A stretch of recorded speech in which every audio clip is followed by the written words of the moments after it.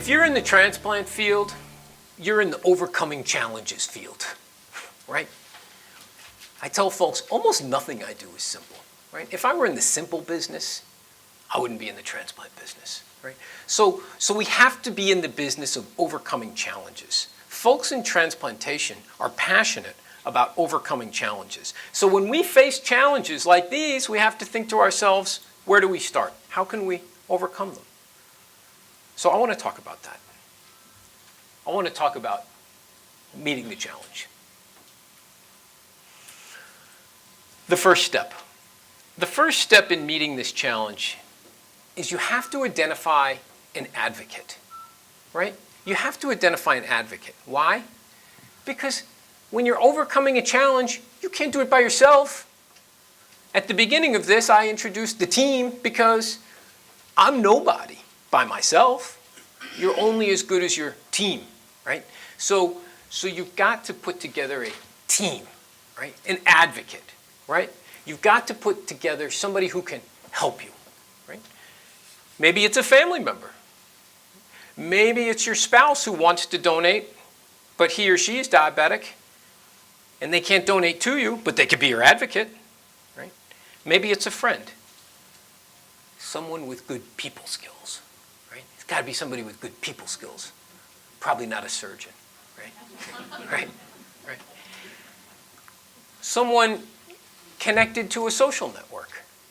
You know, it's not so simple to, have lots of friends and feel good all the time and go talk about live donor transplant when you don't feel well, right? So connect yourself with a social network, right? So what do I mean by that? Find an advocate and talk about how are we going to approach this? Who do we know? Who can we talk to about live donor transplant? What social networks can you put to work for you? Family, friends, neighbors, coworkers, former schoolmates, folks in a faith group. Maybe you belong to a recreational group or a volunteer group, right? Maybe your advocate is involved in the community, right? There are lots of resources that folks have to be thinking about, tapping into, right? Just beyond yourself, right? And then there are other types of social networks, right? Maybe a story in the newspaper or on the radio. How about flyers out into the community?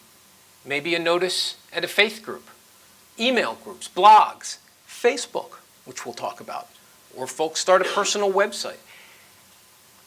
Can you put some of these to work for you? Talk about it with your advocate. Branch out. Use your social networks.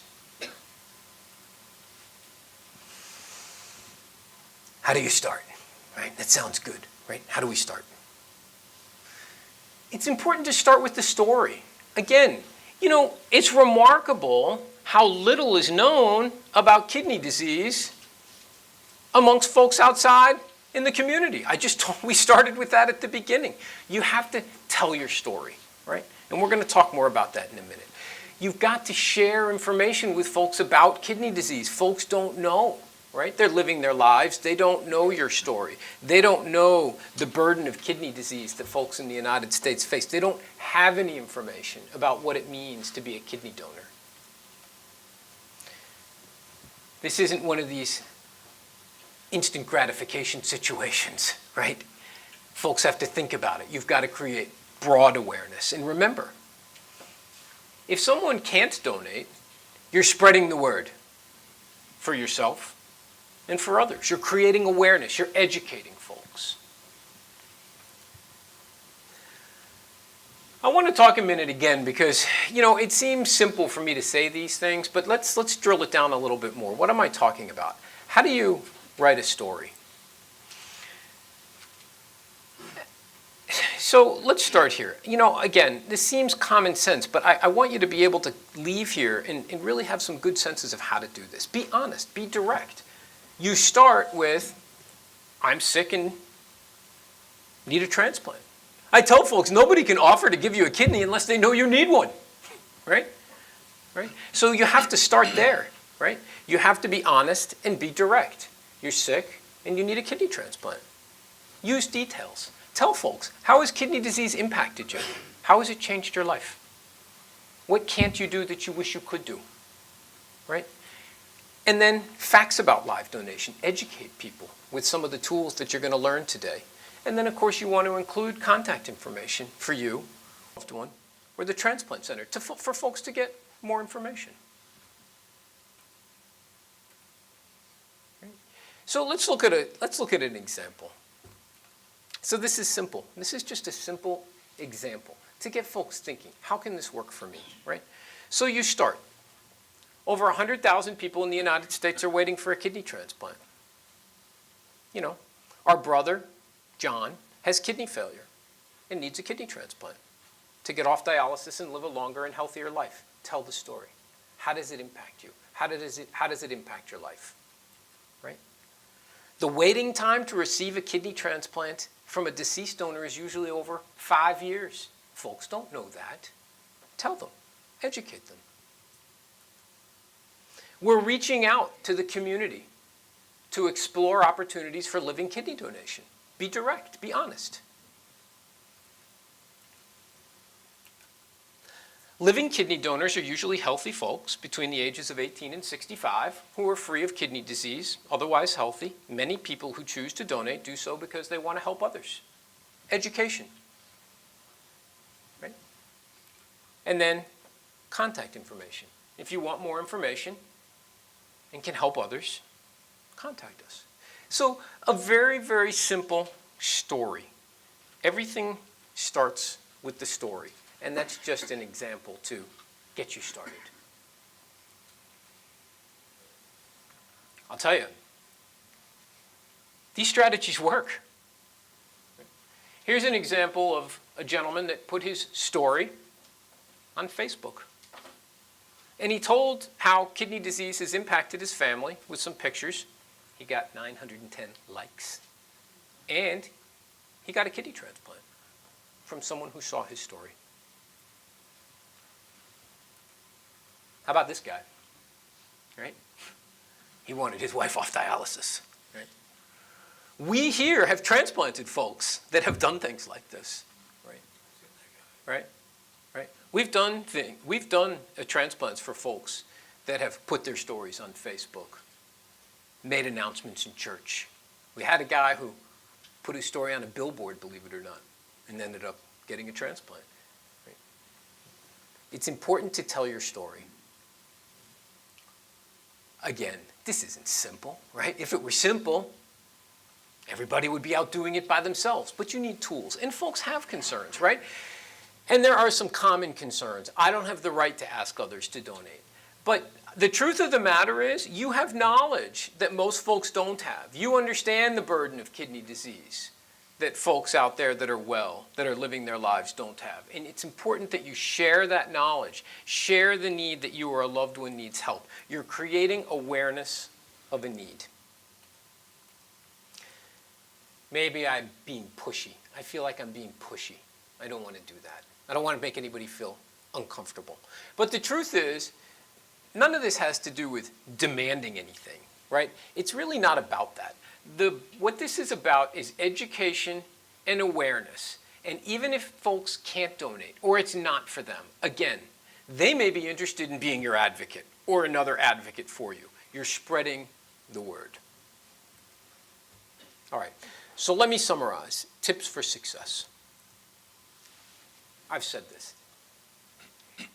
Get out and tell your story. Be honest, be respectful. Use your education materials. Practice. It's not so simple. Go out tomorrow and do everything perfectly, right? Practice. And remember that the key to success is don't give up, right? Not something you try once, right? You keep at it. You keep at it.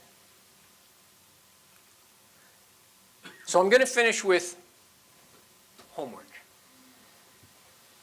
Because today, this program only starts, right?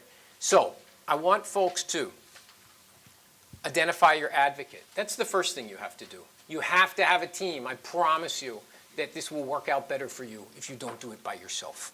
Identify your social networks. Write your story. Learn how to tell your story. Action. Get going, right? Tell 5 people, tell 10 people, tell 50 people, and keep it going. Keep a log. How are you doing? What did I do this month? How many people did I tell? How often do I touch base with my advocate? Maybe I need to work on my story some more, get another bulletin out, broaden the awareness. Keep a log, right? And contact us with progress and questions, right? So again, this is meant to be interactive. So you're going to have our contact information. We're going to call and check on you. How are you doing? Did you learn anything? Are you putting it to work? What are you doing differently tomorrow that you didn't do yesterday to make a difference in your life or your loved one's life? We're here to help you. This is meant to be a process. And so you've got our contact information, our email addresses, our website to be able to hopefully make today just a beginning. Okay. Dr. K is going to speak next. This is meant to be very informal. So did anybody have any questions before I move on to Dr. K, who's going to talk more about living kidney donation? Yes, sir. How long is the waiting list that you all have here at the center? He asked how long is the waiting list that we have here in the center. So, How do you rank it? so in the United States, there are about 100,000 people on the list, and the waiting times around the United States can vary. Waiting times here in Texas tend to be somewhere, depending upon your blood type and a few other issues, anywhere typically in the 4 to 7 year range in general. Unfortunately, the waiting list isn't like a line at the HEB.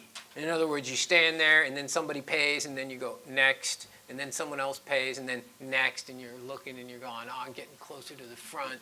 It doesn't exactly work that way because people can cut in line and then you end up being on hold and then you go back online again. And so it's a little unpredictable.